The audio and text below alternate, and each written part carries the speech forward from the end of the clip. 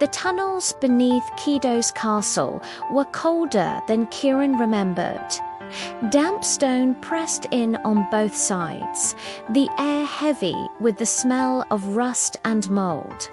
His footsteps echoed faintly, each one reminding him that he was walking into the same darkness that had once swallowed his kingdom whole.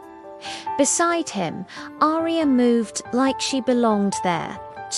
Her stride was light, her eyes sharp, and she didn't even bother carrying a torch. Somehow, she could see in the dark awe. Maybe she just wasn't afraid of it. "You've been down here before," Kieran muttered, his voice low. Arya smirked without looking at him. "Maybe, or maybe I just don't trip over my own boots like certain princes." Kieran almost smiled, almost. It had been so long since anyone had dared tease him. In the future, there had been no laughter, no banter, only silence and ash. The memory made his chest ache, and he quickly pushed it down. They reached a fork in the tunnel. One path sloped deeper into the earth, the other curved toward the old armory. Arya crouched, brushing her fingers across the dirt. "Footprints," she whispered. "Fresh ones." Kieran knelt beside her. The prints were small, too small for soldiers. His eyes narrowed. "Servants, or someone who wants us to think that." She stood, dusting her hands. "Either way, they're leading us straight into the game." The word "game" made his stomach twist. He reached into his cloak and touched the note again. The jagged words burned into his mind. "If you want your crown back, follow the laughter."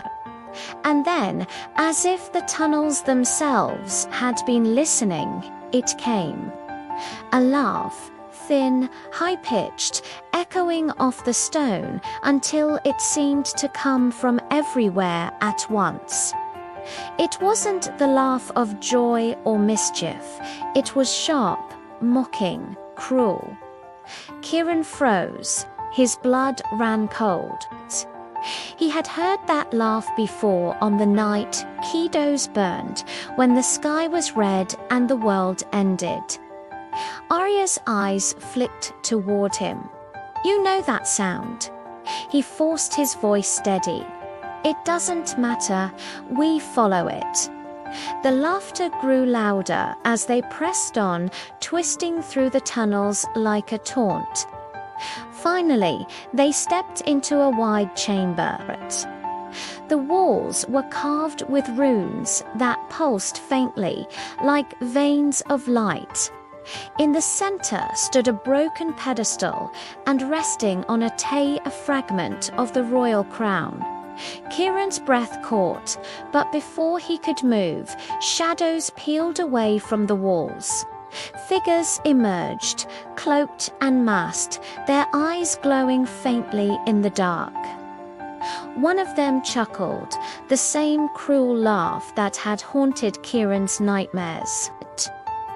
"Welcome, little prince," the figure said, voice dripping with mockery. "Shall we play again?" Kieran drew his sword, the steel ringing in the silence. His heart pounded, but his grip was steady. This time, he said, his voice low and sharp, "I won't lose."